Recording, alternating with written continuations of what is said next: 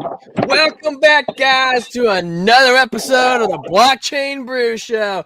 T squared in the house. We got the Brew Crew here. We got the Trendnator over here. And who is this guy right here? Well, I'm going to introduce him in just 1 second, because before we get started, guys, we got the golden like button. That's right. Smash the like, not down, but up, because that's how we rock and roll in the Brew Crew.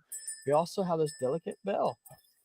It has a nice ring to it. It has the Beauty and the Beast sound. So guys, that bell reminds you, hit that like and subscribe button in the corners, right? Pointing straight at you guys. It's in one of them. I'll let you have to figure it out. And that's the way YouTube makes you grow. You have to ask for it. It's the greatest feeling on earth when you do it. You just feel like you want to grow wings and fly away in the opposite direction of wherever you were just shouting that to. But that's just how it rolls, guys, in the Brew Crew. Anyway, so who do we have here? Mr. Trent, do you want to explain who is Mr. Jim? Jim? Mr. Jim himself is the head of partnerships at our partner here on the channel, Caleb and Brown.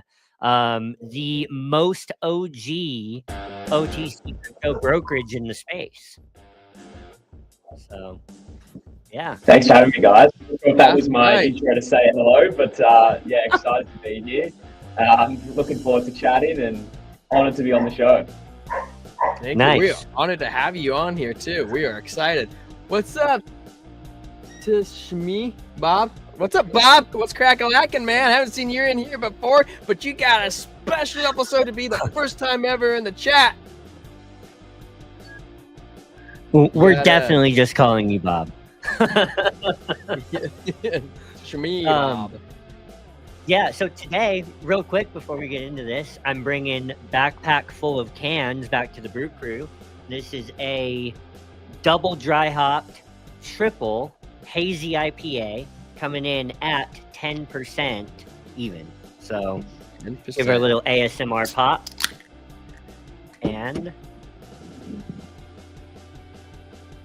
that's it. Pour. Where's your pour? Right here. Oh man, look at that. Looks like pineapple juice straight out of a can. You can't go wrong with that. He even has a small head. We like it like that. Easy to go down. Doesn't mess with the palate too much. No, it doesn't leave any frothy around the lips. You got that nice opaque yellow color that we want out of the best New England IPAs, ironically made right here in Southern California. You got a floral hint on the nose. And on the palate, it's the viscosity is high. That means it's got a thick mouthfeel, and you get like a pineapple, mango, orange juice flavor on the palate that's like unripened fruit. Do they have mangoes in Australia? Of course they have mangoes in Australia. What about pineapples? Of course, yeah. We have pineapples. What do you guys have that we don't have in that down there? What do you guys got? Spicy. Tropical, right? I would say the fruit is pretty much all the same. Different animals, I'd say. Very different, big difference in animals. But I'd say the fruit is, I'd say that's pretty global. Have you ever tried jackfruit? My wife just said Robert Irwin. Oh, there you go. That's a rare one, man. Robert Irwin, yeah. I got actually, you almost look. He's an American hero. Hey man, I remember the day Steve Irwin died, bro. I remember that day. Very sad. Yeah, very sad day. I grew up watching that, man. Yeah, it's I mean, his son's carrying on the legacy, right? I think his daughter as well is as well. Yeah. Yeah, rest in peace, Steve Irwin. He has a daughter? I'll make a toast to that. I got a truly here American tradition orange flavor. They don't got oranges in Australia. So anyways, we make a toast to Steve and to Robert Irwin for carrying on his legacy. Cheers. Cheers. Where's your water, Jim? My water's gone, unfortunately. I wish I could crack open a beer, but I'm unfortunately in the office right now. So Jim's in the middle of his have a shift, sip. guys. Have a sip for me, T Square. Okay, I'll take Pour 2. one out for Jim because he's at his shift. Yeah. All right, Jim, here's yours. I got 2. I got American White Claw. Down you go. For you, Jim. So, any introductions that you There's want to more. give before we jump on into it?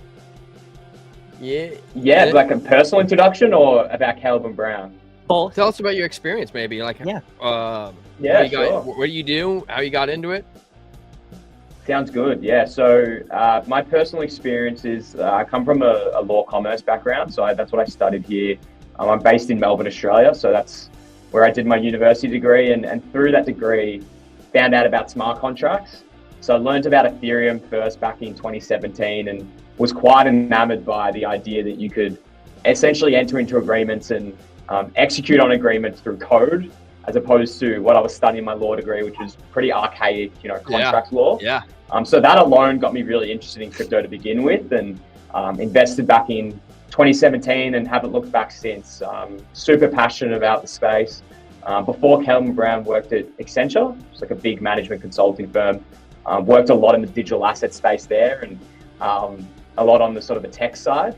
But ultimately, I wanted to pivot into crypto full time, and that's where I started working with Calvin Brown, and can go into what we do there. But yeah, I've been super passionate about crypto ever since then, and we've obviously gone through many bull cycles, but also bear cycles as well. And it's a never a quiet day in crypto, that's for sure. Oh, nothing's ever boring in crypto. Everything goes quick, man. What was your first buy? I bought Ethereum. So I bought a lot of Ethereum back in 2017, just because I had strong conviction in it. And obviously from there, I've learned about a whole lot about other assets. And did you round trip it? I'm available.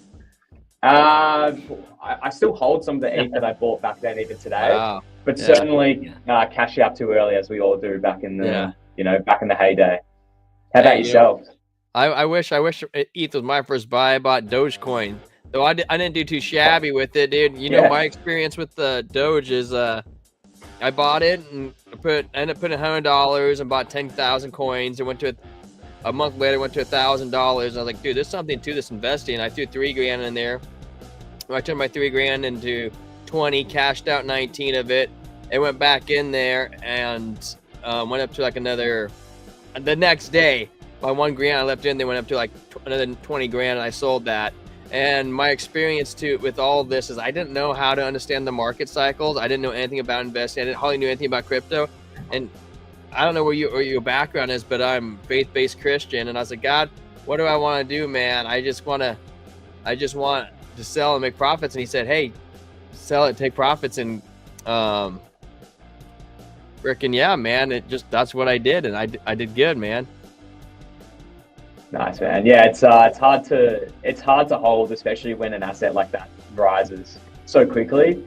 And you're right, like when we all started, you're not quite sure about 4-year cycle and where we're currently at, and you just see that number go up, and it's pretty easy to cash out at the end of the day, really. Yeah, we're like class of 2021, so I feel like most of us round trip our bags. Yeah. Very easy to do. I feel like I'm round tripping even in 2025, if I'm honest. Probably should have sold out a bit back in November, but it is what it is. Yeah. It is what it is, man.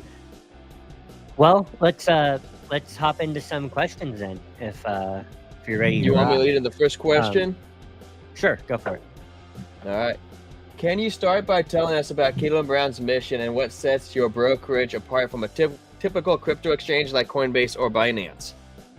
Yeah, it's a great question, and it's probably the best way to describe actually what we do here at Calvin Brown. So we're a cryptocurrency brokerage, so we're completely distinct from an exchange.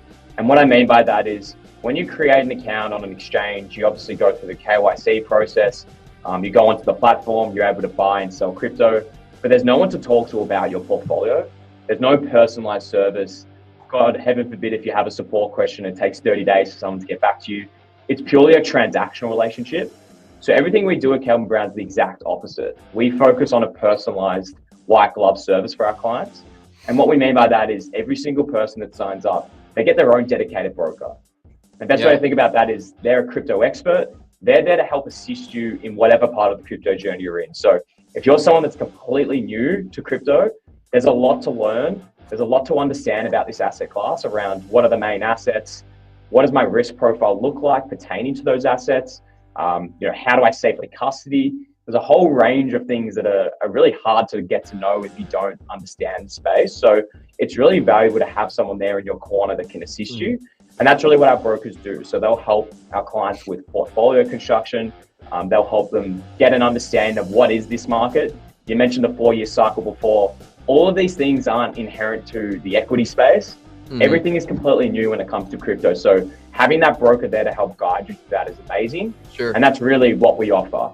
The best analogy I like to give is think of an exchange as just a regular bank account.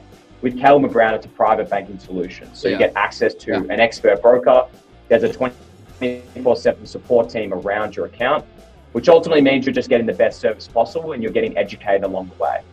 That obviously makes sense and is amazing for someone who's new to crypto, but there are a lot of benefits for even crypto natives like ourselves, whether it's our cold storage solution, whether it's trying to get a trade executed and you want the manual oversight of it so you don't incur significant slippage. There's a whole range of features that we make available for our clients that are really beneficial for the novice and the beginner, but also the crypto native people as well. So that's at a high level what we do, but happy to explain in more detail. So then you actually build the relationships with the customers and they will always remember you as they grow. Like, hey, this is the same guy. He knows what I'm talking about. He knows where we left off at. And you establish a business relationship of almost like trust and understanding of the space and where they're at, the growth pattern, I guess you could say, right? 100%. Yeah, our business has been entirely built on relationships and long-term relationships. Like we have clients that have been with us for nearly 8 or 9 years now. And you're exactly right. Every person in this space is completely different. So T-Square, your portfolio and interests may be completely different to what Trent's are, but your broker knows that because they know who you are. They've built that relationship with you, and then it can help inform their guidance and support based on your specific risk profile, based on your portfolio, based on what you're trying to get out of the market, right? Like some of us want to hold these assets for 10 years. Some just want to do really well this year and then cash out at the top of this bull market. So it's really important to have that broker who knows you for you. And then if, let's say, something happens in the market that is specific to your portfolio, well, you'll be the first to know because your broker will be able to reach out to you. They'll understand that you have an interest in, I don't know, let's just say XRP, if that continues to perform really well. Because ultimately there's so much noise and news every single day in this space. It's really hard for the everyday folk to stay on top of it all. And that's where we really help. So you're exactly right. It's all about relationship management for us. So here's a little curveball because we don't have it in any pre-prepared questions or nothing like that going on. But let's say like a lot of people who threw the money in the unbanked Celsius catastrophe. How is Caleb Brown separate themselves in a situation like this, and how can we build the trust? And does Caleb Brown offer some sort of staking mechanic to earn APY, or are you guys just cold storage only? Like, can we expand on how Caleb Brown has established that trust? Yeah, absolutely. So you're bringing up some pride demons on my behalf. I was exposed to Celsius as an investor, also FTX. I've really had a bad run with it at an individual level. But we're exactly different to how Celsius and FTX and these other platforms operate, and there's a few reasons why. So the first is that no, we don't offer yield on assets. The way that we operate at a business level is inherently risk off. So what that means is clients store their assets with us. They're secure in cold storage, but they're held 1-for-1. We don't earn a yield on them. We aren't charging for custody. They literally just sit there in cold storage until a client requests for their broker or for them to request a portal trade themselves. And so our risk as a business is the number one thing that we focus on. And we inherently operate in a really risk-off way to ensure that where there are big fluctuations in the market, that we don't have any issue with that. So ultimately, if every client tomorrow turned around and wanted to withdraw their assets, we would have no issues processing those withdrawals because we hold everything on a 1-for-1 basis. So that's a really key difference to what we've seen on other platforms in the past, where you've held assets on them, but unfortunately they're actually in the back end trading your assets and earning yield elsewhere. So I'd say that's the key difference between Celsius and how we operate. And ultimately, in terms of the trust element that you've mentioned, look, we've been around since 2016. We've been through so many of those big market events, whether it was FTX, whether it was Lunar Classic, whether it was Celsius, as you mentioned, and we've never had any issues ourselves internally. And because we've been around since 2016, we have the social proof, right? We have so many reviews online on people that talk greatly about our service. So that trust element is there, and look, we'll continue to operate the way that we do to ensure that clients feel as comfortable and confident using our service. So another thing that I thought of while we were talking about this, and you can shed some light on, is BitFi. You know, BitFi had kept a lot of funds in cold storage, and we say that you guys hold our funds in cold storage. And I can't quite explain how the whole BitFi attack happened, but is with Caleb and Brown. Bybit? Yeah, Bybit, sorry. Yeah, Bybit. Yeah, Bybit. Yeah, with Bybit, there was a hack, that massive hack, and a lot of funds got leaked and moved out. And I can't quite figure out how they do it. But with Caleb and Brown, all the funds individually held on like a single cold storage, or is it all spread out amongst several, or does everybody have their own? You know, I'm trying to get at right here. Yeah, it's a very fair question. In terms of how our custody works, it is cold storage, but try not to think of it like a single hardware wallet, right? It's not a hardware wallet where we hold all of our client assets on them. We use an institutional grade custody solution, and it's through our partnership with Fireblocks. So I'm not sure if you've either heard of Fireblocks, but they're essentially the preeminent custodial solution. Fireblocks, yeah. So they're used by the top banks, the top crypto institutions in this space, and essentially our custody solution is built on top of the technology that they've developed. But ultimately, look, I can't speak 100% to what happened at Bybit, but how Bybit went about is that they were transferring client funds from a hot wallet to a cold wallet or vice versa to be able to process transactions, or because they do leverage trading, they almost need that capital there in case. Whereas with us, as I mentioned, all client assets just sit there in cold storage. They're not exposed to exchanges or external third parties. And what we do that's inherently different is that we'll actually use our own operating capital to get the trades done. So let's just say T-Square holds 1 Bitcoin with me. He decides, actually, you know what? I want to transfer this into XRP because I have a lot more belief in XRP.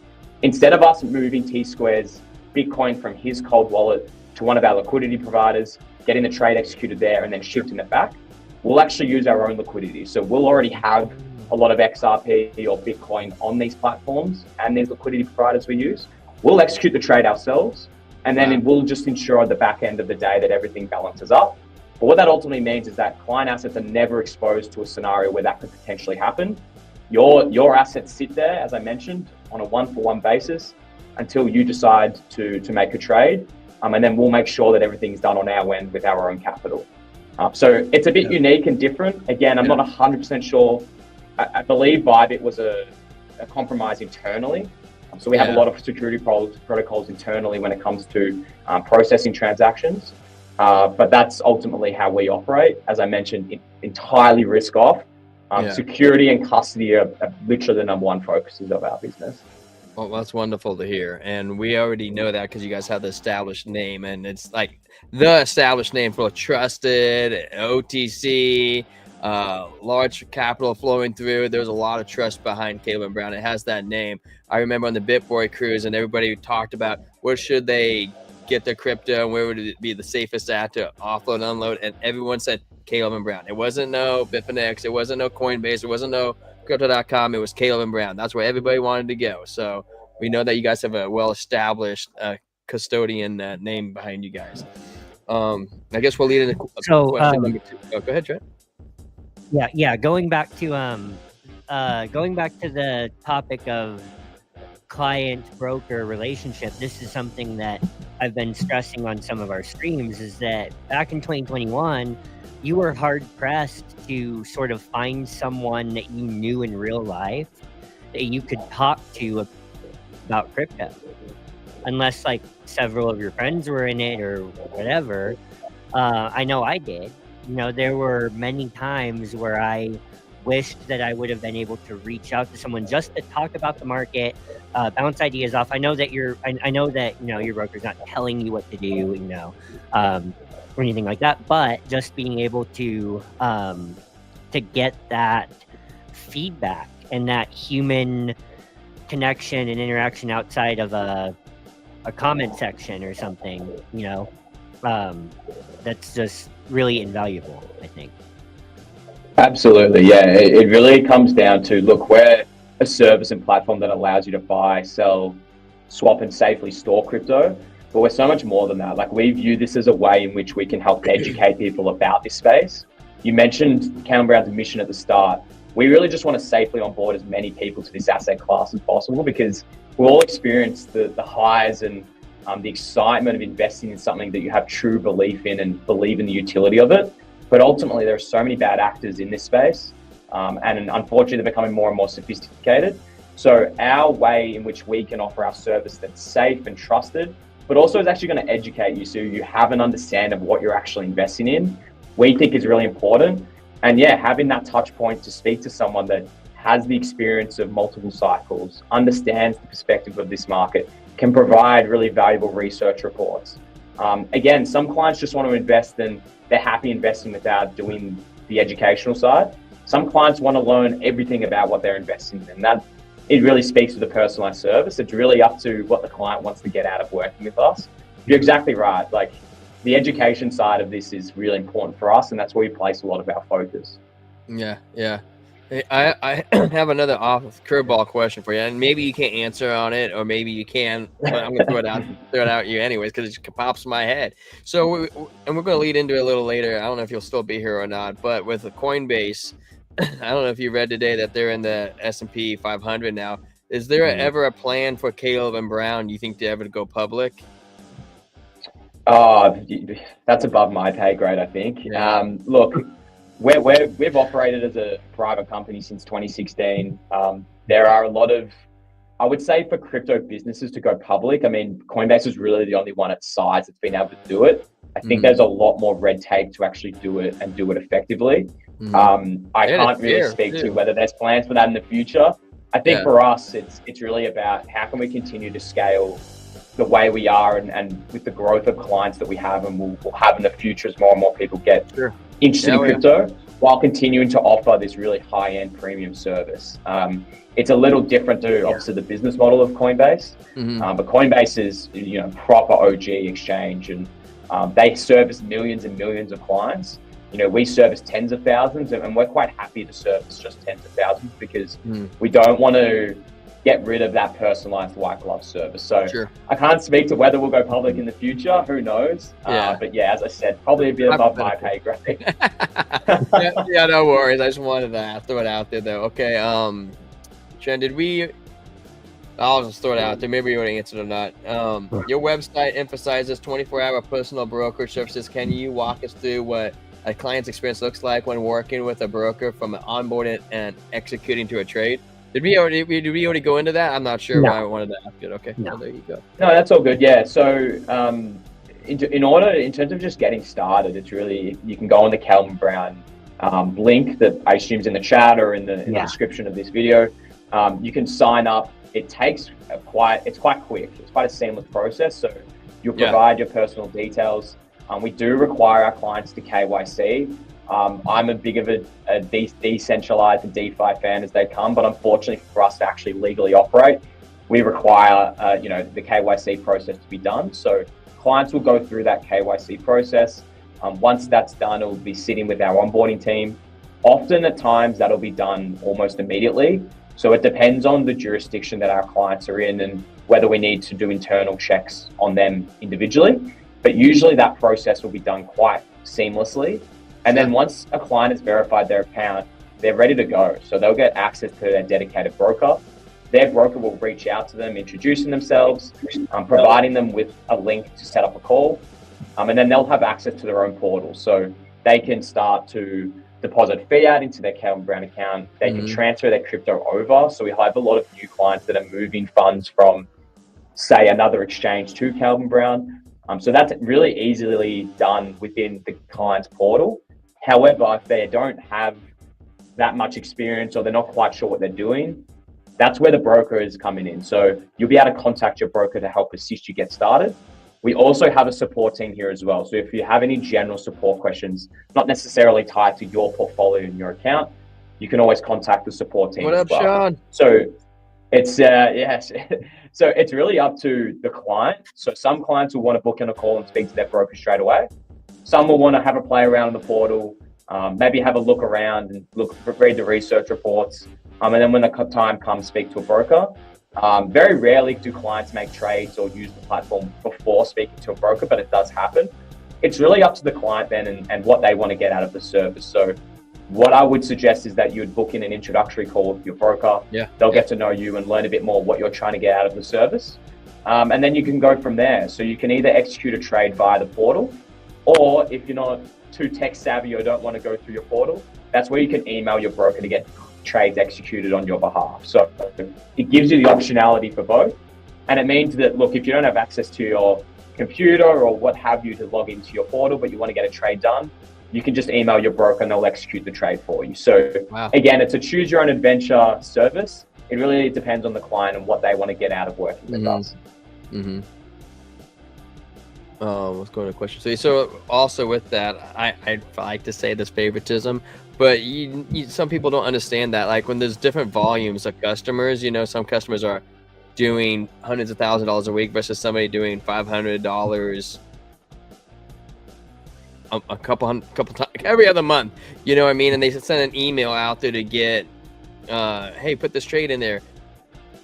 Regardless of who has higher volume, you get that quick response, correct? Yeah, exactly. Right. Wants to know if you're going to discriminate against him. Yeah, that's essentially what the question is. Yeah, look, we don't view it as like favoritism. Obviously, in that scenario, one client is like more value from a business perspective for us than the other. But ultimately, we don't discriminate when it comes to the service that we provide, especially when it comes to trade execution. So you mentioned that, look, if that 500 USD client emails their broker to get a trade done, that trade will get executed just as quickly as the 100K trade, right? Sure. And that's just to do with the nature of this industry. When things move, they move really quickly. And we understand that. And we know that our clients want to get in or get out as quickly as possible. So in that scenario, you'd be able to email your broker. That trade would get executed within the minute. And then you would get a confirmation of that trade being executed at the specific price. Sure. The best thing about our service, and I'm sure it'll probably come up later, is that, look, a lot of our brokers are currently based in Australia, which means that they work for American times, usually within the early afternoon to later evening. Yep. But let's just say it's the middle of the night here in Australia and your specific broker is asleep. We have account managers that work within the US. We do have a presence within the US in terms of people that work in the business. So trades still get executed at a 24/7 nature. So if you emailed your broker and it's 3 a.m. here in Australia, there will be someone on the other end to ensure that that trade gets executed and that you always have someone to email. So wanted to make that clear. We can also just touch on that, we'll eventually have an office location within the US as well soon here. So we'll have boots on the ground in the US moving forward, which will be exciting. Where at? So yeah. Look, I can confirm that the first office location will most likely be in Florida. But there are plans to open up a few more offices around the US as well. We're an Australian business, but 70 to 80% of our clients are US based. So we're focusing more of our attention on the US market. Yeah, awesome. I love it. All right, let's go into our next question. KLM Brown was founded in 2016, a pivotal time in crypto's evolution. What inspired the founders to start the brokerage, and how has the crypto company adapted in the changing crypto landscape? Or in changing crypto landscape. I don't know if I said that correct or not, but yeah, I get what you're saying. Yeah, it's a great question. So, I mean, the executive team that still works in the business today, our CEO was practically one of the first founders that started KLM Brown, along with our 2 other co-founders, Prash and Rupert. So they really started back in 2016. It really just started as advising and helping friends and family. As you can imagine, it's difficult to get started now. It was incredibly difficult to get started back in 2016. I think there was maybe only 3 main assets to invest in, which were Bitcoin, Ethereum, and probably Litecoin. you can imagine just how much more tedious it was to actually invest. So the business really started with the co-founders helping out friends and family. And as you can imagine, their friends and family started talking to their friends, who started talking to their friends. And then all of a sudden they realized, hey, we might actually have to create a business out of this. Yeah, right. The entire ethos was, look, we're helping people buy into crypto. Initially, there was no charge, obviously, because it was friends and family. But as it started to grow and grow, they realized that, look, a lot of people want to get exposure to this asset class, but it's really difficult to get an understanding of how to do so and do so safely. So that's really how the business started, was providing a personalized service for people looking to buy in. And that's really what it is still today, right? It's obviously at a much larger scale. We're way more mature as a business, especially when it comes to our operations. And I think the biggest change is that look, this space has matured incredibly when you look at institutional adoption, when you look at who's currently in office within the US and the clear support for crypto. Back in the day, not only was there no support, but it was almost neglected, and people didn't view this as a true asset class that had any clear utility. So I think that's the biggest thing, is that it's becoming more and more mainstream and at an institutional level becoming more adopted. And I think the other key change is just the sheer number of tokens, right? It was kind of easy back in the day because there was only quite a few to pick from and you couldn't really go wrong. Now there's 30,000 meme coins being created a day on Pump, yeah, right? There's so many assets out there, which means there's a lot of noise, which means for us, it means being really on top of what are the key sectors, what are the key industries and narratives, so our clients are as informed as possible, because there are just so many assets out there that clients can invest in, and that's not necessarily be a good thing all the time. Sorry, let me respond back to a message. Yeah, real quick, just because we got someone in the chat, and I won't take much time for this, but he says, how high do you think XRP will go in this cycle? It's a really complicated question. Let Jim throw an answer out there. No, Trent, you take this one. I've been speaking for too long. Trent, you jump in. Well, it's a really complicated question because of the nature of price discovery. Like, man, how high can it go? You have to adjust in real time. And so the better question to me is always, what are my goals, right? And personally, like at $5, I'm out a little bit.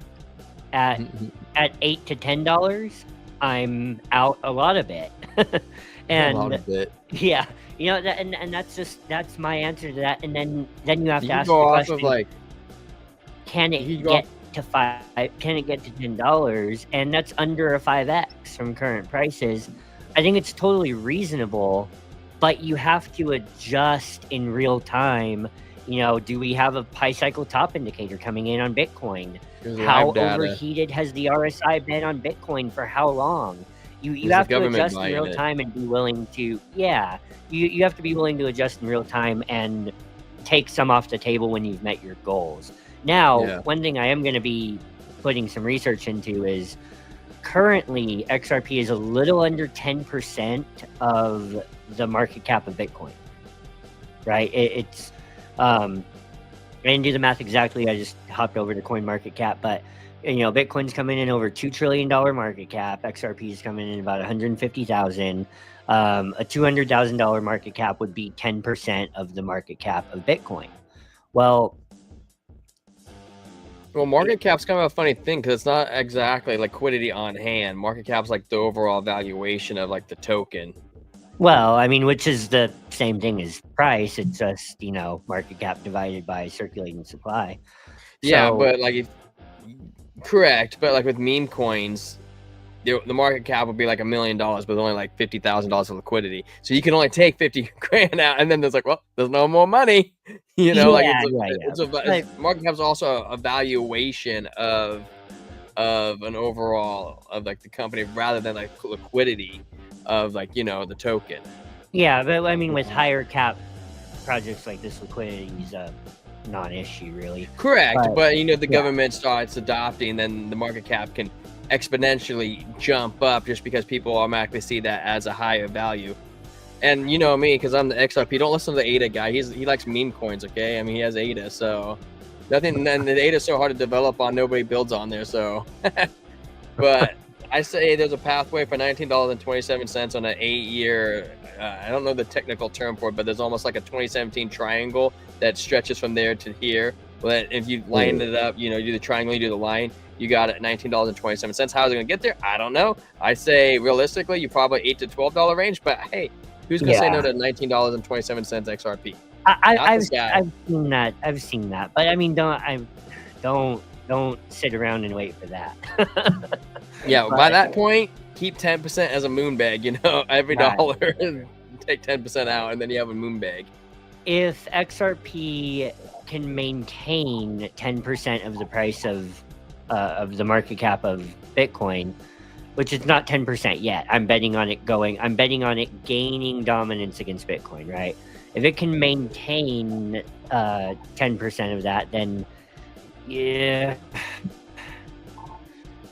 Hate a guy right here. Even if Bitcoin went to even if Bitcoin went to 3,000 or $3 trillion market cap, that's a double on XRP right now. I think it's going to eat more dominance against Bitcoin. 20% maybe at the peak when Bitcoin is on its way, when Bitcoin is topped, and then liquidity is flowing down the market.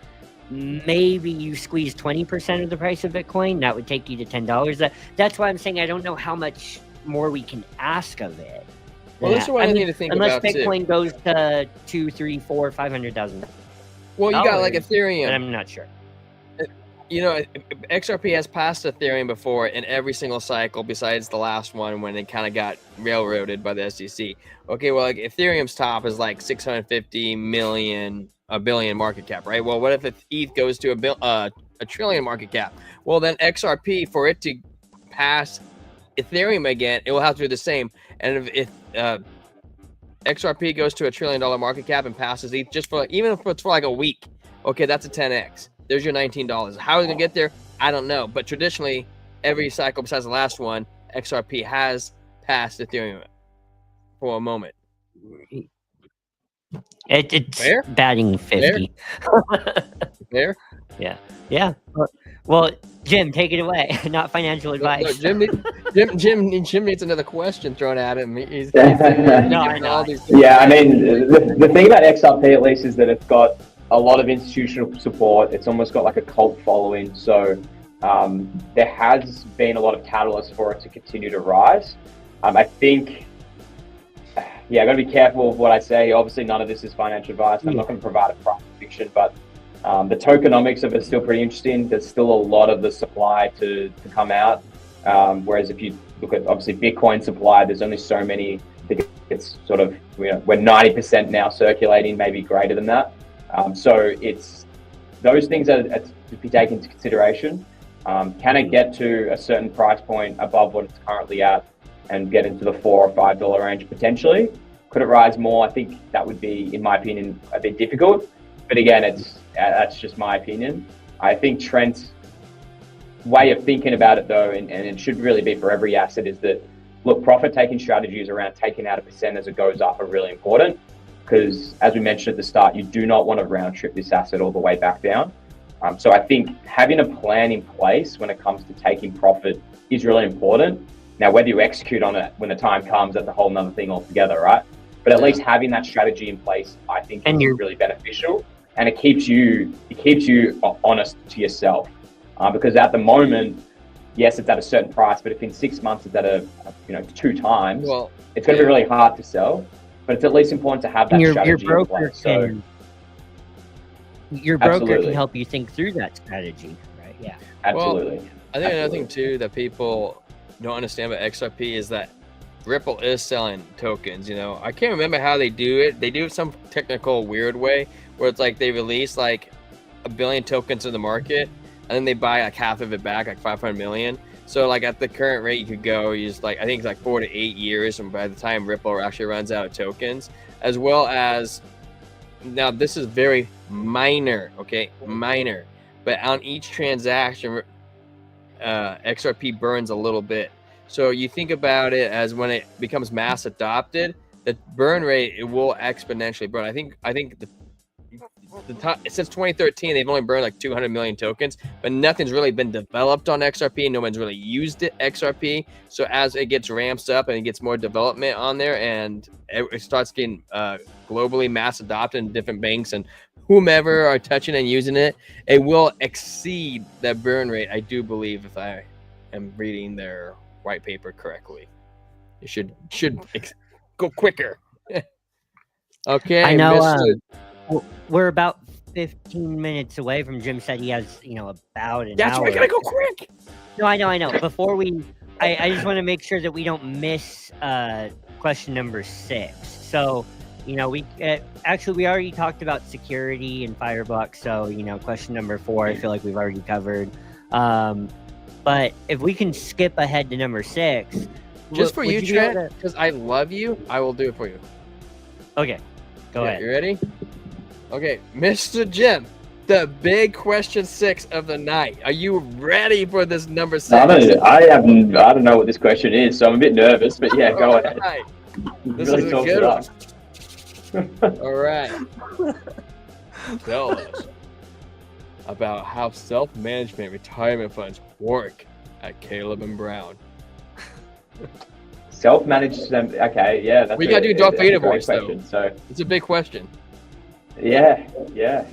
So you're talking about SMSFs, which are an Australian.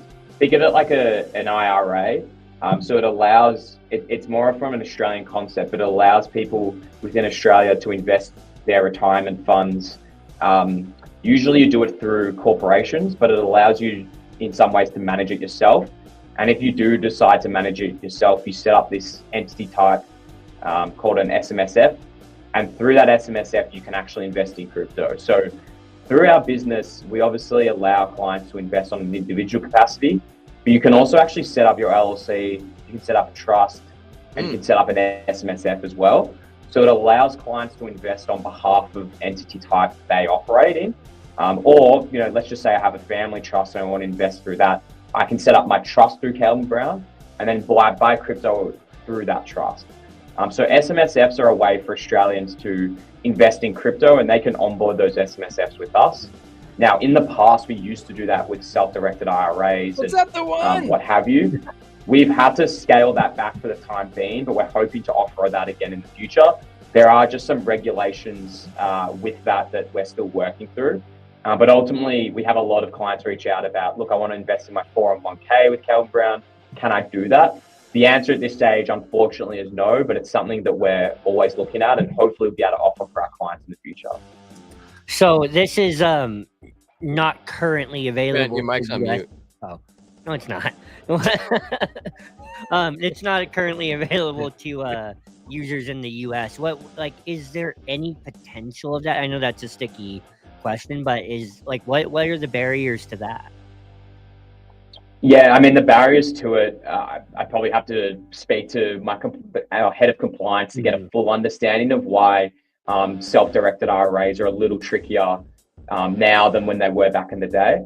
I think there's just a whole lot of regulation when it comes to retirement funds and how that can actually be processed within the US.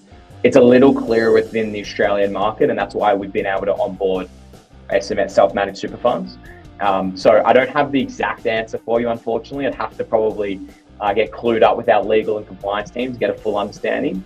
But certainly, given that it's being raised all the time and clients want to invest through it with us, it's definitely one of our top priorities to make sure that we can offer it again in the future.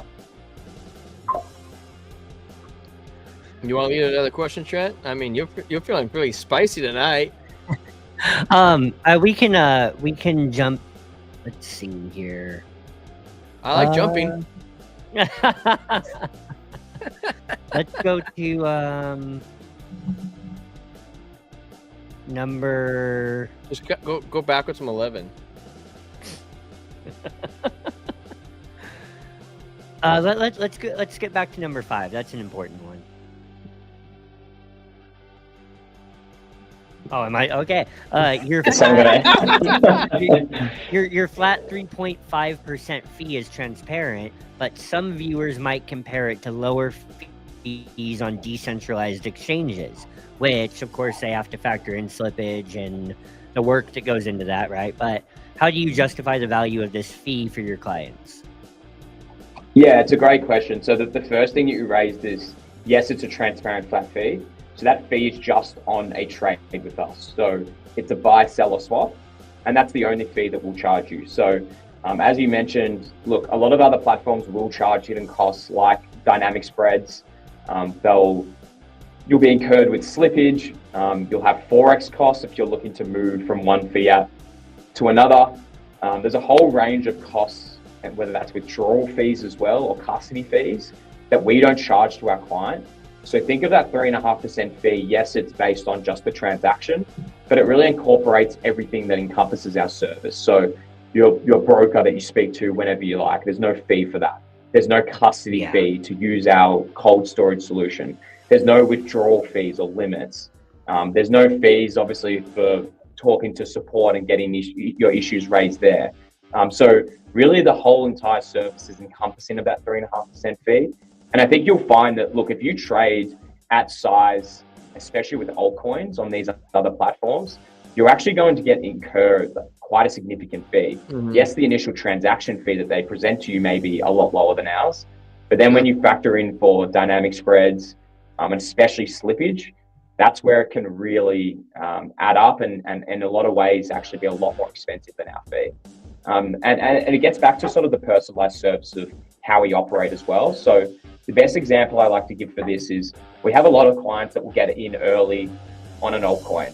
They do really well, and then all of a sudden they look to sell out really large in their position. So let's just say they're looking to sell out of $500,000 on a really small market cap asset, that if they tried to do that on the open market, they would move the market and they would dump the price, the token's asset price, and they would ultimately get a far less favorable outcome. With us, if we offer that asset, we'll actually do it manually through our experienced team of traders.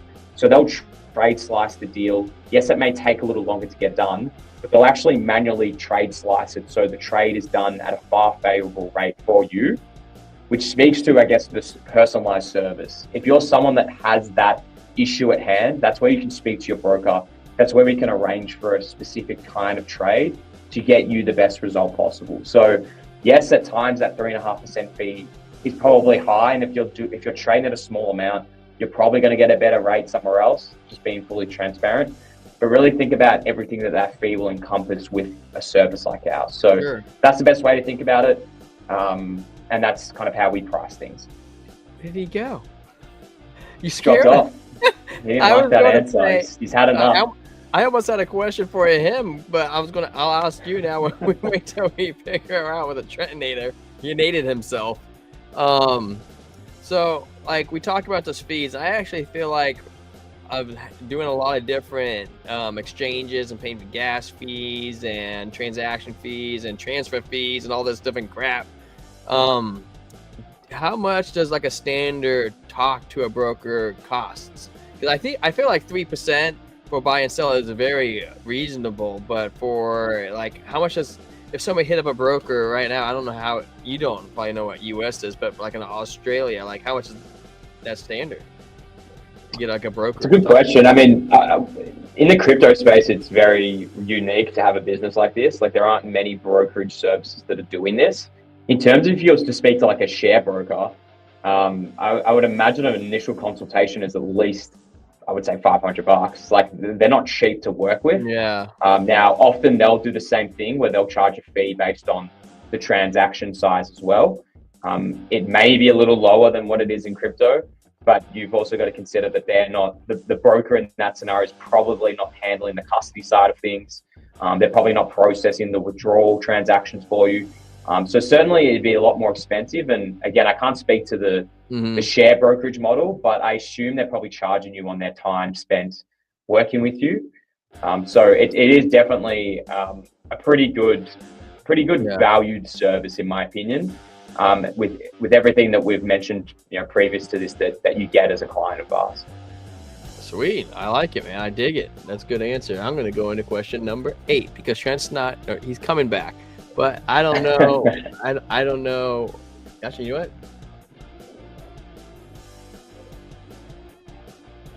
Okay, I actually really like this other question. Question 19. We're going to go with that one. Some Trustpilot reviewers praise specific brokers like Sam and Sean. How do you train your brokers to provide such a high quality personalized service? I feel like that's a really good question. Great question. Great question again. So the first thing I'd say about our brokers is that most of them have been in this space for 5+ years. So they're inherently naturally crypto native. They're passionate about this space. Everyone here that works is really passionate about crypto. So immediately they already have a lot of knowledge just in their personal dealings and passion of the space. And then when it comes to actually working with clients, a lot of these guys have that experience, whether it's in their previous occupations, whether it's through their studies. But ultimately, really, it's just the way that we skill up any new brokerage employee, but really anyone within the business. They're learning from people that have been through so many different cycles. As I mentioned before, most of our executive team from back in 2017 are still here today.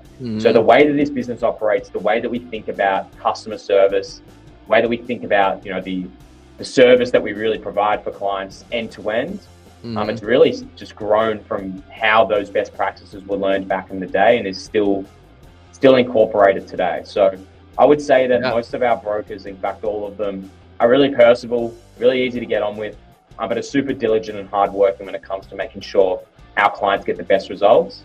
And honestly, for them, they are so happy and stoked when they work with the client for a really long period of time. Maybe they didn't know much about this space, and then all of a sudden, a couple of years later, they've had a really great financial result. That's honestly probably the most rewarding part of all of this. Well, even you tapped on, you guys came out in 20. Hey, what's up, chat? Nice to see you again. Well, don't swap me. It makes me dizzy. I'm pretty sure I was over. No, we're good. You were there. That's right. I was under Caleb. So a lot of people, like you said, you started in 2016. I believe that's actually the same year that Binance started, and they had rapid growth too. And that's where Caleb and Brown had rapid growth. And where you led into a lot of the executive team have all this knowledge and help train the brokers is that the fact that, they've been around, they've had that experience, they've seen all the volatility, and they've been able to not just, I would say adapt, but they involved with this entire space and seen it and help push, and not just push, but drive, be a leader and help onboard all these new people that are super interested in crypto, and they all have all these different questions. But I only have you for so much longer, so I'm just going to head and jump into another question because I love the sound of my own voice. You can tell I'm a garbage man driver, so I talk to myself all day. It is easy. I can do it, man. No problems there. In fact, they tell me stop talking to myself because I can't tell if I'm on my phone or not.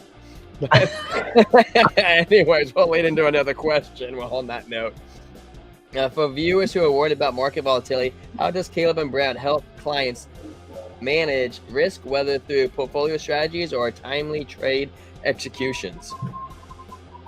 Yeah, great question. So it's something we touched on before around profit-taking strategies. Our brokers really help clients in terms of understanding, look, when you get a great result, it's awesome, and there's that peak euphoria just to hold because it's going to continue going up. I think all of us can speak from experience that at some point we'll go into another bear market. That's just the way that this cycle works with crypto. It's the way that the economy works, goes through peaks and troughs. So having that perspective of being able to take profits throughout your journey is really important. Again, whether you actually execute on that strategy is another thing altogether. But our brokers are really helpful in terms of getting that set up for you. And someone's profit strategy, one client's profit taking strategy will be very different to another's.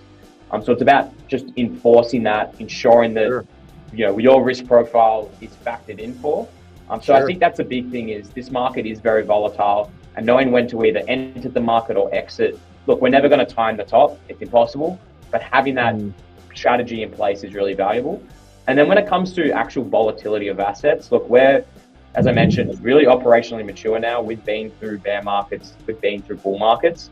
And the way that we source liquidity is through a whole range of different liquidity providers. So it ultimately means that if an asset goes up significantly in price, we'll never have issues in terms of sourcing it for clients. We've seen in the past where other platforms have really struggled at times to allow clients to sell out of their full positions of assets. We've never had that issue, and we'll continue not having that issue just by the way that we actually pull through liquidity for our clients. So in times of volatility, that's when we really shine. I think you would have seen a few weeks ago, one of the major exchanges, actually their platform went down. So it meant that clients couldn't actually access their portfolio and do trades. We've never had any downtime with our portal, but even in that scenario that we did, you would have access to your broker, right? Another reason why, guys, that 3.5% fee is freaking, it's worth it. If you don't have any downtime, it is worth it. You ever tried selling Dogecoin at the peak of the market? It's almost impossible because all the exchanges go down because of the trading volume. They can't keep up. Yeah. So just to have that ability to Caleb and Brown is phenomenal. Fantastic, because you can hit that peak instead of taking a 10% drop before you finally get out. You know what I mean? That is, it pays for itself right there. I remember how many times Coinbase went down in 2021. Even if it was just an hour or so, like, you know, you were like, people were trying to get a long time in crypto. Done, you know? No shade on Coinbase or anything. Yeah, it went down 20. Yeah. Mr. Jim. I like saying that, Mr. Jim. Mr. Jim sounds so clean. So I noticed that we have a couple hundred different cryptocurrencies on there. I think I read 250 plus on Mr. Caleb and Brown. What happens when like some Coinbase decided to delist 4 coins the other day, and due to, like, I do believe future regulations, there will be a mass delisting of coins. What is like Caleb and Brown's position on handling coins as they're being delisted? Yeah, I mean, we'll go through our own internal checks on whether we need it delisted as well, right? Obviously, Coinbase have their reasons. We have an operations team here. We have a legal and compliance team that will do their reviews on the specific assets that we list. We really will only list assets that we're confident in that we can actually source for clients, both on the buy, sell, and the sell side as well. Yeah. Sorry, the buy side and the sell side, because ultimately we don't want clients to invest in assets that then they're unable to exit out of. Yeah. Or if we think there's too much of a risk that it could be a rug pull, we just will never list in the first place. What about PopCat? Yeah, so I was about to say, as you mentioned, we list over like 350 assets now. Mm-hmm. When we talk about meme coins like PopCat, like we do list PopCat, right? So there are some meme coins that have enough liquidity. It's clearly at a larger market cap. Is there any utility? Probably not. Sure. But we know it's safe enough for us to be able to execute trades for our clients, and we're confident that, look, it is a meme coin. It's going to be super volatile, but it's not going to go to zero instantly. Because you guys have touch wood. Yeah. So that's really the way that we think through things. So if Coinbase is doing a mass delisting, we're not necessarily impacted by that. We'd certainly find that interesting, and we would do our due diligence based on their delistings. Yeah. But we have our own internal checks on all assets that we list. And we've had to make calls on some that, look, we can't custody safely anymore. So we've had to make decisions on that. Or as you mentioned, you know, like I think Luna Classic, we used to list it back in the day. We're not listing an asset like that anymore because of what occurred, right? So we're always constantly reviewing tokens. But for any client on the call that's listening, do they just, you know, if you're thinking about the majors, we most likely list it. Say that again? So like with Luna, do they just tether you out and then you can just stick into something else? Yeah, I mean, we'll give our clients the requisite amount of time to be able to exit out of it, or if they still want to hold it, which crazily enough, you know, some clients actually did, which I couldn't quite understand. They will have the option to transfer it out of their Caleb Brown account to their own wallet, right? They can always do that. Just because we don't list it doesn't mean they have to sell it. Yeah. It's really just up to them. It just depends on whether we'll actually allow you to buy it through us or sell it through us. I think that's a really good response. Thank you, Mr. Jim. Mr. Jim. Clean. I like it. Clean. So we're about at that hour mark. There's one last question. Don't remind him. He's having fun. He has his water there. I'm sure of it. And his mouth is very. No, I've lost my water actually. I don't know if you guys realized, but as soon as we were about to start the live stream, I had to get kicked out of that meeting room. There was someone else in there, so had to quickly shift. So I don't have my water anymore. I hope you farted in that who kicks out the head of partnerships? Yeah, I should have said that when they walked in, eh? Yeah, right. Well, I was just going to say... we only got like 1 or 2 questions left, Trent. If you weren't in the middle of your shift and you were able to open a brew, what would it be? Now it could, I mean, look, a brew could be a coffee or a tea, you know. No pressure. No You peer don't pressure. drink tea in Australia? Brews a beer in my world. Look, I'm not sure. We've got a lot of Australian beers here that I would probably stick towards. So we have Carlton Draft, which is a very popular Victorian beer. That would probably be my go-to. What In percent? terms is of, I'm trying to think of America. I mean, we usually have Heinekens around the office somewhere. American? Coronas. Really, all of those work well for me. Although That's Trent, not the drink that Corona's you were having American before either. looks pretty nice as well. So. Heineken's German and Corona's Mexico. Yeah, no, I'm saying beers that are accessible within the US, not actual Right. US. Yeah. Yeah. I'm well aware that's not a US beer. So, yeah. The US is like Coors of Bud Light. But no one drinks that. Well, I guess a lot of people do. That was pretty. So maybe next time I'll have to do this in one of these secret rooms, and I'll quietly sneak a beer in, and I'll have one on the call. It's a Gatorade. Hey, you're just doing partnership development. You know. Exactly right. With the brew crew. Yeah, relationships are the center of Caleb and Brown, you know? Absolutely. Any final questions then, guys? Well, I'll throw it back at you. Any closing thoughts you think that you should ask him question are number. interesting for us? You should ask him what question number 19 is, Trent, because that's an important one. Oh, I thought I deleted that. Some Trustpilot reviews. No, we already asked him that one already, Trent. Oh, okay. Well, I must have been gone then. My internet was going out. Yeah, I know. Yeah, no worries. Any closing thoughts you think are, that we haven't covered that you might think is notable? Yeah, I think the only thing that I would say is that, look, it's completely free to make an account and speak to a broker without having to deploy any capital at all. So even if you're a bit unsure around, I don't know if I want to work with this company, all I would recommend is giving it a go and creating an account and seeing whether the service is right for you. Ultimately, it is a personalized service.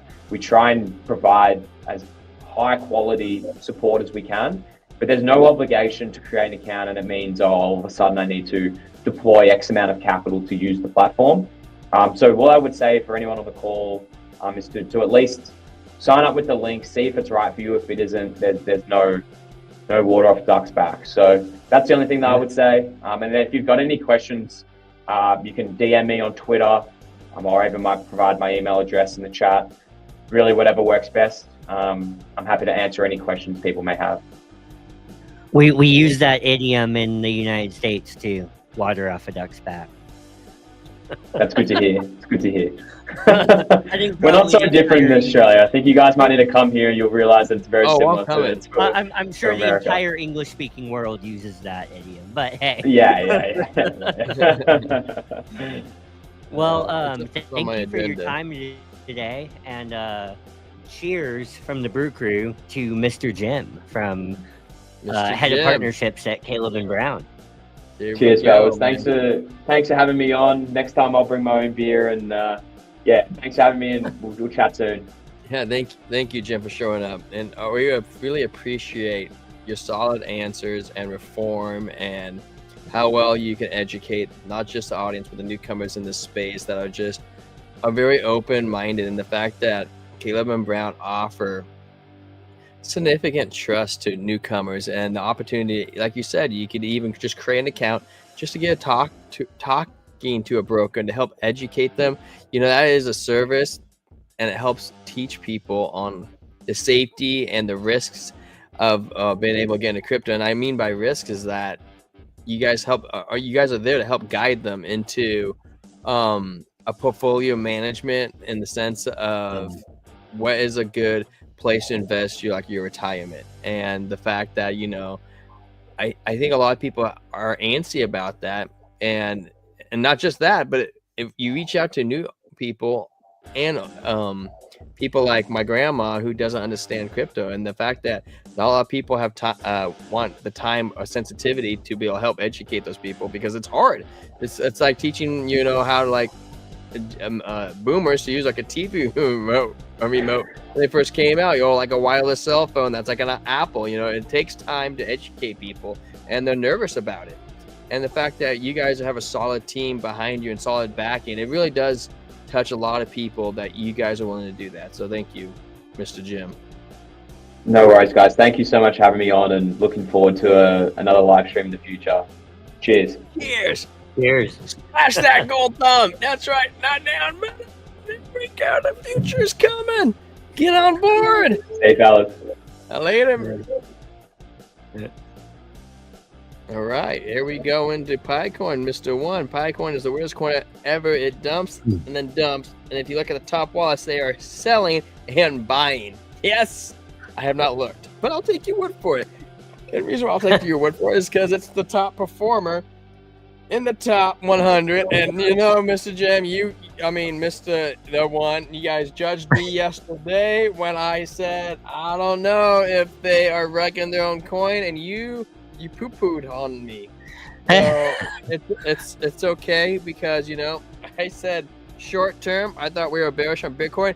Who knew Bitcoin was going to turn to 180 at like 1,000? I thought I kind of did. Numbers. For the record, I kind of did. I said bullish CPI data. That's where we got two different people and two different opinions. He likes Taylor Swift. I don't like Taylor Swift. CPI numbers were good. I thought they might be bad. I thought we'd fill that gap, but maybe I just wanted that to happen because I thought it'd be more bullish. But here we are today. I hate high as much as the next person, but I'm glad that we have someone like the One in here that cares about looking at on-chain analysis with Pi, and giving us the word on the street out there that there's some dumpage going on. Yeah, there's some dumpage out there, and also the data is live. So just because I said we were crappy last night, data changes in that 12 hours. That's a 12-hour candle. There's 3 4-hour candles in there and a 2 6-hour candle, whatever. And I actually caught that data changed, and I squeaked in a long trade like 10 minutes before we just started rocketing up. I made $50, 10x on Mr. Ada, because that just happened to be what I looked at. So I made 30% gains on my trade. So feeling pretty good.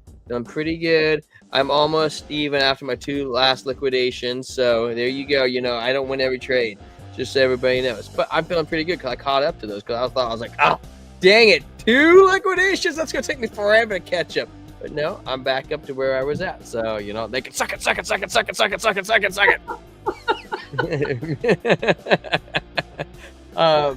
I'm going to lead into some articles real fast, Trent, if that's okay with you. Yes, real quick. The AI trade that we put in yesterday, and you know what? Let's just save that article, because I'm just going to share my screen real quick. You would like me to share that article, wouldn't you?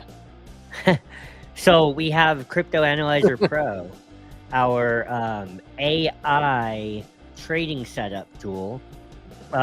Yesterday, it had us go into a trade on Bitcoin, and right now, I'll share this tab instead. This is my demo trading account.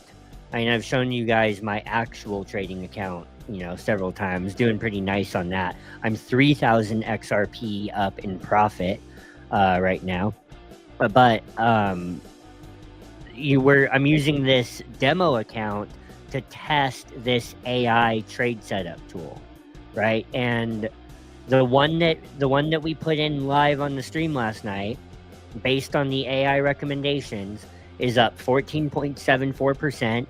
I'm up $146 in profit. And earlier this afternoon, that number was like $250 in profit. And that was putting up $1,000 of capital. So, granted, that's $1,000 of capital on 9x leverage.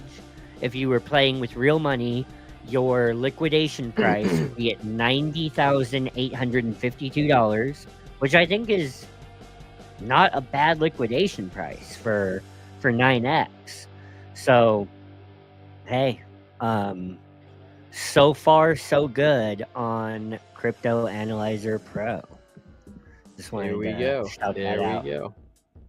You know, another thing too, I want to say the one yesterday, I felt pretty good about that Trump trade, but I also kind of wanted to make a trade on stream because why not?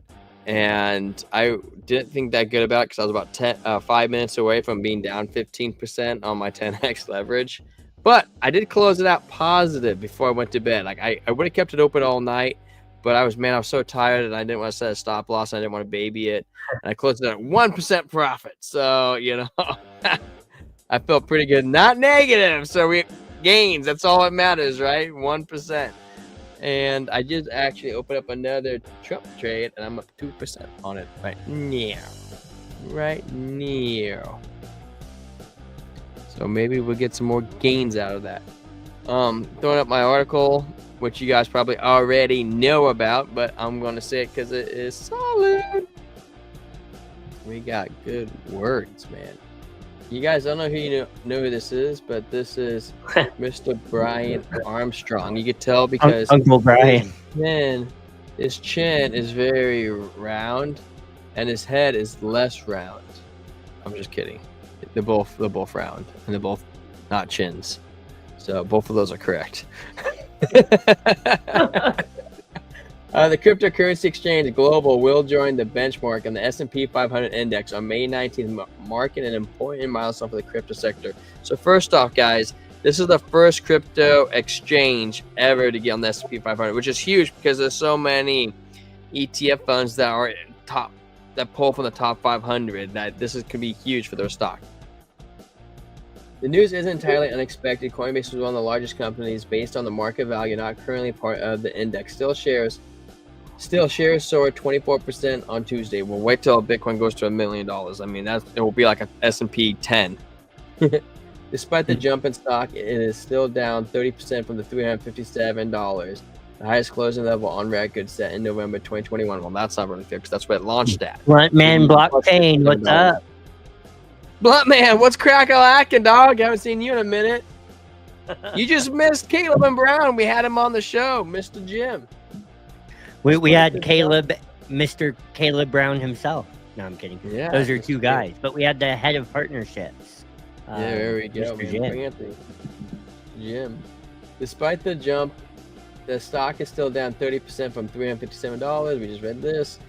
Stocks added up to the S&P 500 tend to go up as funds that track the index, such as SPDR, S&P 500 ETF Trust, add the shares to their holdings. We'll continue reading. It is a watershed moment for Coinbase and the crypto industry as a whole.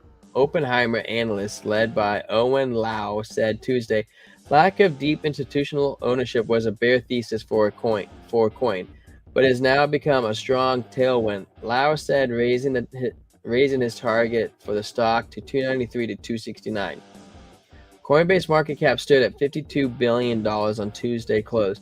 The profile of the cryptocurrency created related companies has risen under expectations that the Trump administration will be more crypto-friendly than Biden administration was. The price of digital coins has risen markedly since it became clear in November that President Trump would return to the White House. The world's largest crypto, Bitcoin, is roughly 50% since Election Day on November 5th. Okay, first off, with this article part right there, I think we would have risen no matter what if it was Biden or Trump. In fact, we might have risen more under Biden currently because of the Trump coin. Trump coin kind of took the win of a lot of the sales. Nothing against Trump coin. And in fact, I love Trump. He's the dude. Can't you tell I do his hand thing now? I don't know where that started. I just must have watched too many TikTok videos of him going, guys, this is the one.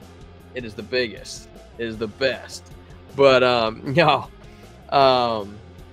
so I think that last part was irrelevant. While increased demand for cryptos, the ways trade them, such as Coinbase platform, could boost shares even further. The volatile prices of Bitcoin and altcoins could pose a risk. Coinbase will replace the online bank credit card company Discover Financial Services in the benchmark. So we pushed out Discover Finance Services. They're butthurt about that because they probably don't even take crypto. They're like, what? Who's this? They just bumped us out. That's not cool. and the S&P 500 index. S&P Dow Jones indices said press release late Monday. Discover is being acquired by Capital One Finance. And at $35 billion, all stock bid will create the nation's 6th largest bank. The deal is expected to close on May 18th. But you know what's really interesting about this, Trent, is that I'm look at this ad, but we're talking about, you know, a $35 billion company. Where was it said Coinbase was? Coinbase was a 52 billion. So it takes 52 billion to get the S&P 500. That was almost the price of Twitter. Twitter wasn't in the S&P 500 because it was a 40 value at 40 billion, maybe a little less because I think he paid more than what it was. That's really crazy. And now it's I a didn't private realize. company. And that was a private company. I didn't actually realize Twitter was in the S&P 500, but that still was a large chunk of Elon Musk's current price. I was like 1/10. Elon Musk is like an S&P like 200 if you just want to buy Elon. Yeah, ADA in the last cycle topped at $100 billion market cap. Yeah, pretty interesting. So, Coinbase just became the first and only crypto company to join the S&P 500. Coinbase CEO Brian Armstrong wrote, what did you call him? Uncle Brian? Uncle Brian? Brian? Why are you related to him? Brian Armstrong wrote on social media platform X. that was a Ben joke. Robinhood, another online trading platform from crypto trading offering, jumped 9% Tuesday. MicroStrategy. It's not MicroStrategy anymore. It's strategy. Nice try, article. Hey, Blunt Man, right, all in on BTC is not a bad play. That's a solid play, and over time you're only winning. You know, so hey, Bitcoin's gonna stick around. Get them sats because at some point they're gonna stop calling it Bitcoin. They're just gonna call it sats. MicroStrategy, the largest corporate holder of Bitcoin, finished 4.1% higher. Wrote Alyssa Olin at okay, I don't care. Don't send no emails because that would be weird of you to do that. UW guys, students shocked by protest damage to the lab equipment. Boeing kills.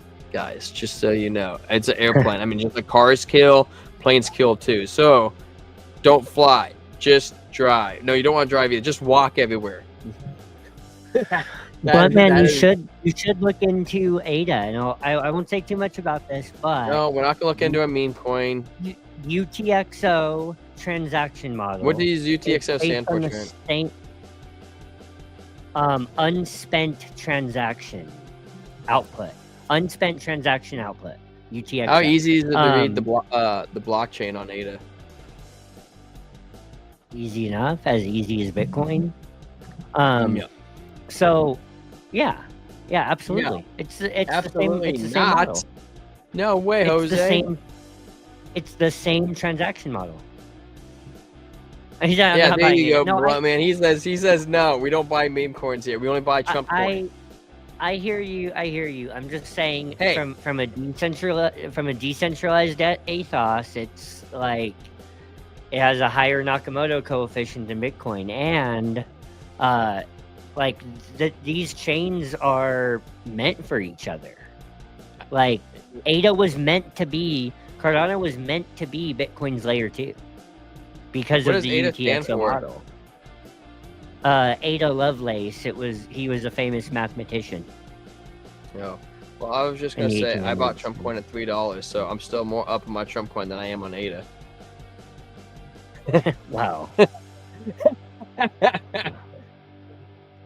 A GameStop trader could have been up more on their GameStop. I hope I never offend you, Trent. I do like ADA, and my wife was all like, looking at portfolio the other day, and she goes, "We don't have ADA," and she goes, well, "We should own ADA." I was like, "You're right. We should own ADA." So I do crap on it, but I love it a lot. In fact, ADA was my second largest holding at one point in time, and I like crapping on it because. Guys, look at Trent. He gets all red. I mean, come on. You can't say that's not fun to see. I'm red because of the sun. Yeah. No, Molly. Just no. I don't. We're live streaming. You can't sass me on live. You know better.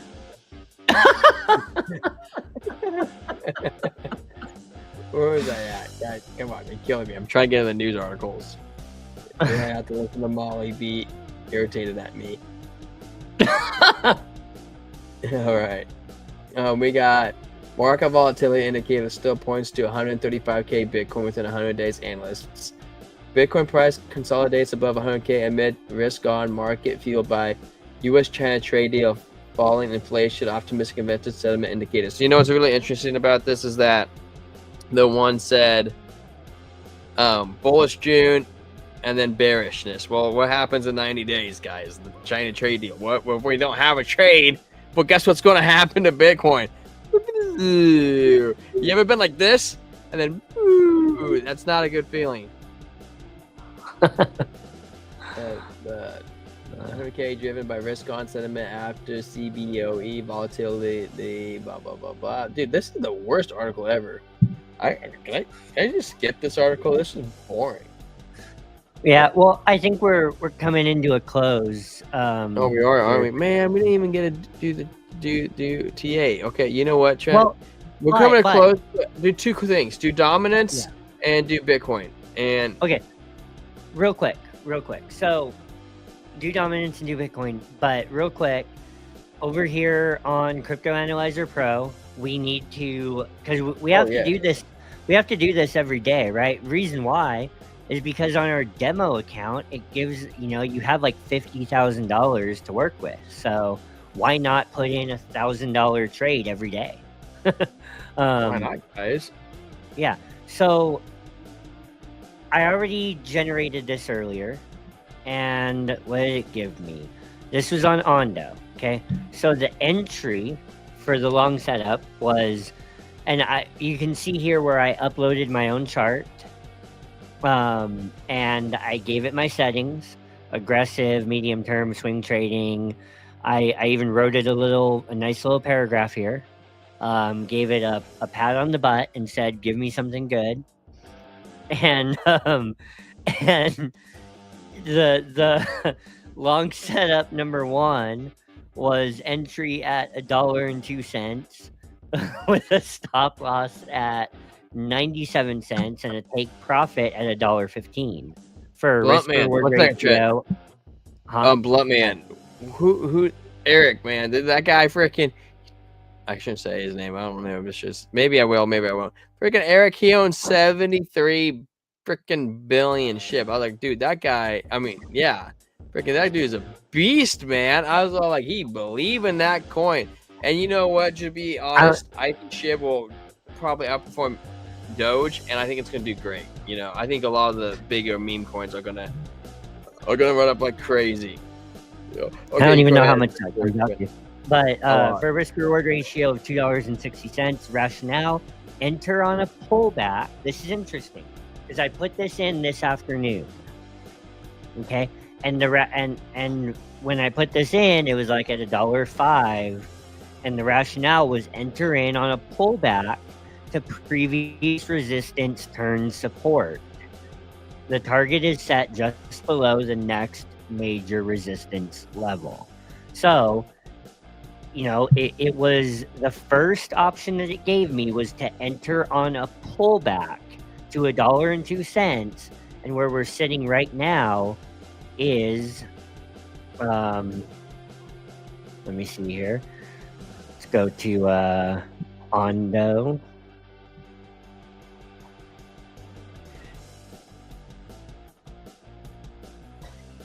Oh, the demo account won't let me trade Ondo. Why is that? I don't know. Just because it doesn't have. I mean, obviously they're not gonna aggregate their data to everything out there just for a demo account, right? So well, okay, I will say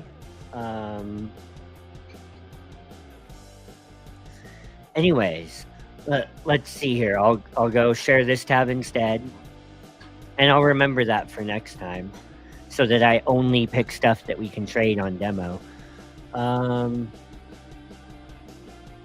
Is my screen showing?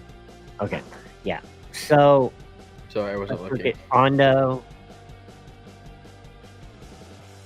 USDT. And right now we're at 102.91. So the rationale was enter on a pullback to 102. So I think that, right now is as good a time as any to go.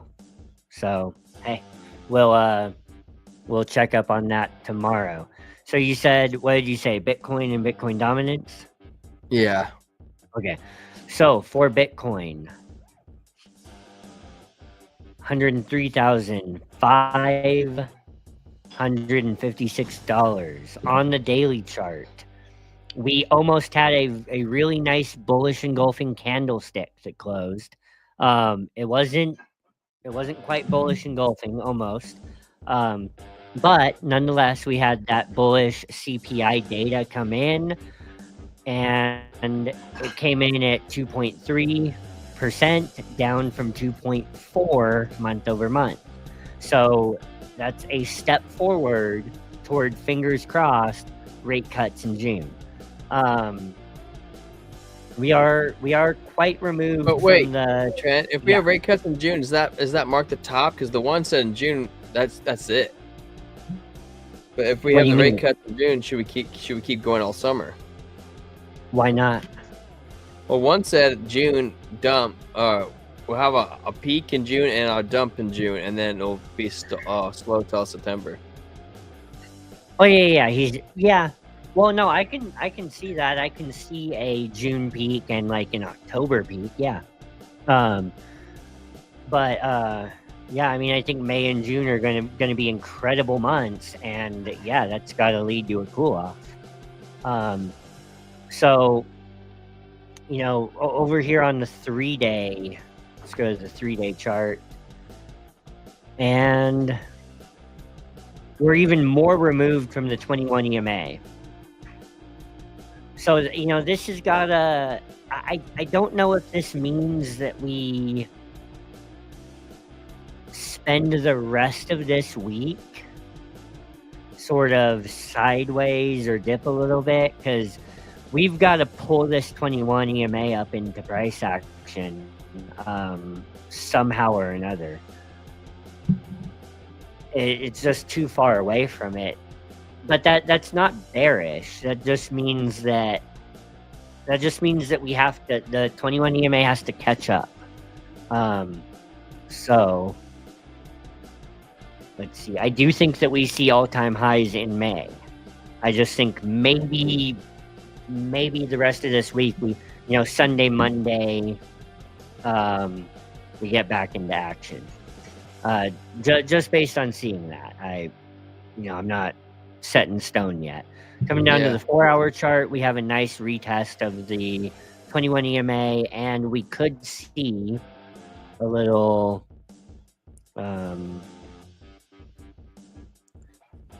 head, left shoulder, right shoulder action. Crypto right Lifer said we could break to 115 on Crypto Face. Yeah, I mean, I can see, and the thing is, if that's the case, then the 21 EMA pulls up to about where we're at right now, probably 105, and then we come back down to test it, and then we go up again. So coming to the 1 hour, yeah, we still see that, potential inverse head and shoulders there. We're definitely, this 1 hour is forming a bit of a falling wedge.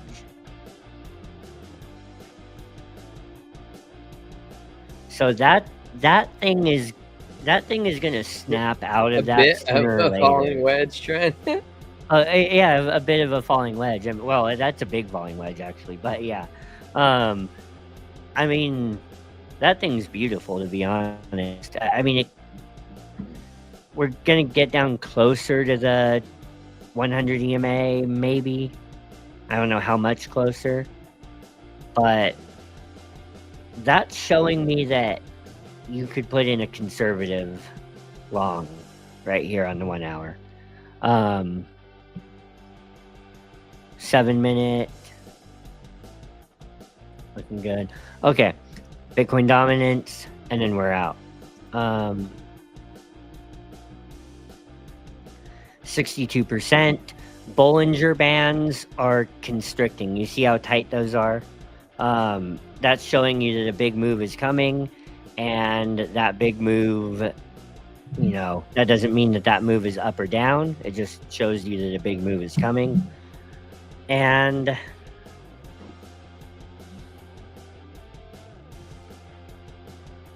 well, that's on the 7 minute. Sorry. Bitcoin dominance. I got to go out to the daily. Hey, we've fallen back into this pattern here. This pattern was holding for, look how long this is holding. So Bitcoin dominance, it's at resistance, so it could range back to the top, especially if Bitcoin has a big move and altcoin and runs ahead of altcoins.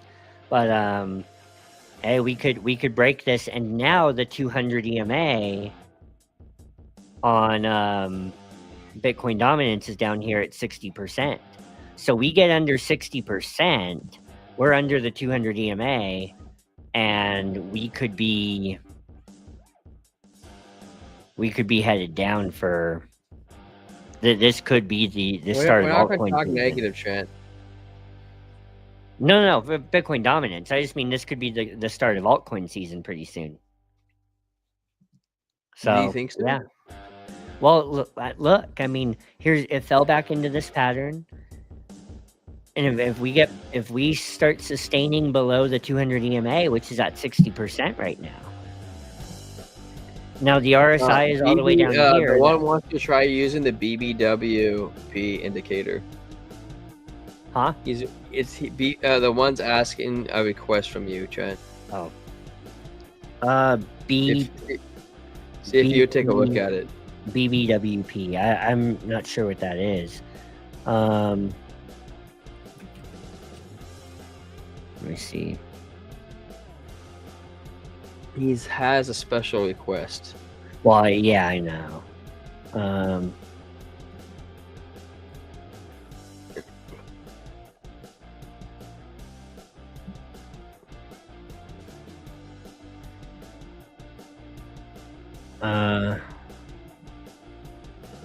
BP, what was it? BBWP. What's BBW? Big something woman. BBWP. I don't know why I just said I don't like it. Booming. Bollinger Band width percentile. I mean, I gotta pull something else off of my chart to use it. I mean, I'll add my VRVP back in later, I guess. Trent's getting all mad. He's like, I don't want to pull this off. Yeah. BBWP.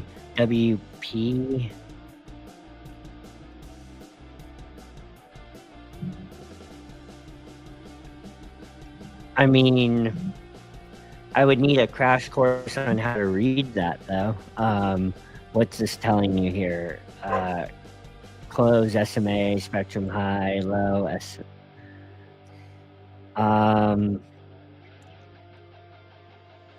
don't entirely know what this is, but that looks like a bearish cross coming on whatever this is. Just from my experience reading, like MACD and RSI. So which one did you throw up there, Trent? Bollinger Band width percentile or multi-time frame? Down here at the bottom. Multi-time frame? No, Bollinger Band width percentile. Oh, you can't read this? Well, why does yours look different than mine? I don't know. I think I pulled the wrong What one. I'm saying is I don't 100% know what this. I said this is right. Yeah. What I'm saying is I don't 100% know what this is. Obviously, it has to do with the Bollinger Bands, which I already have on the screen. But you know, if you correlate it with the Bollinger Bands, yeah, you can see that we're getting up into the red Bollinger Band. I don't know, but no, it's the only indicator you need to look at is price action. 1 hour, not 1 day. How do you read it? I don't know. I will look at. You're talking about the caretaker one, right? Boom and doom. What time frame are you on? Are you on the daily? I'm just trying to get mine to look like yours. It still doesn't look like yours. Is that the one you're on? Oh, you're on dominance though, right?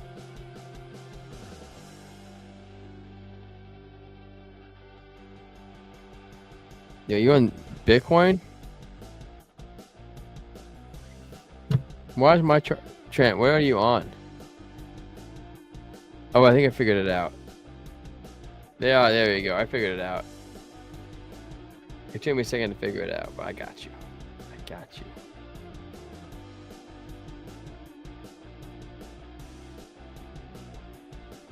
Trent.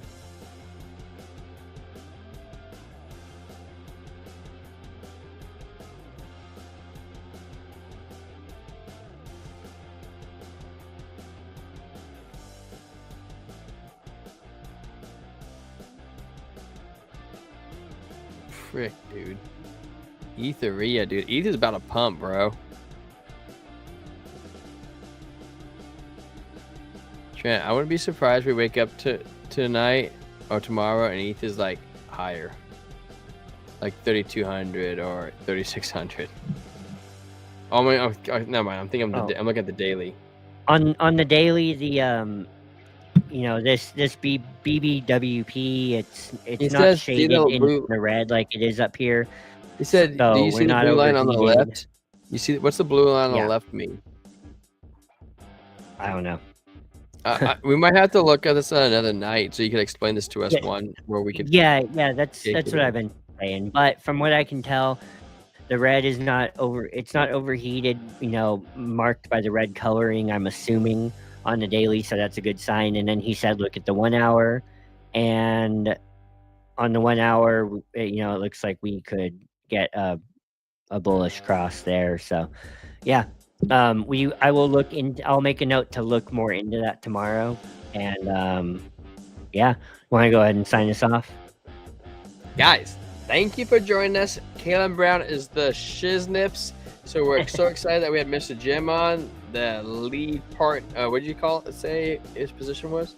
The head of partnerships. The head of partnerships, the lead of partnerships, head of partnerships. They're practically the same thing, okay? So, hey guys, just because we haven't grown a little bit, please smash that like button, not down, but up, because the golden like button is always a great thing to have. And please hit that subscribe bell, because we have to grow. It's in those corners over there. That way we can afford to have a studio where we don't have amazing backgrounds and blinds, because that is just not studio problems. But thank you so much for coming on. We appreciate you.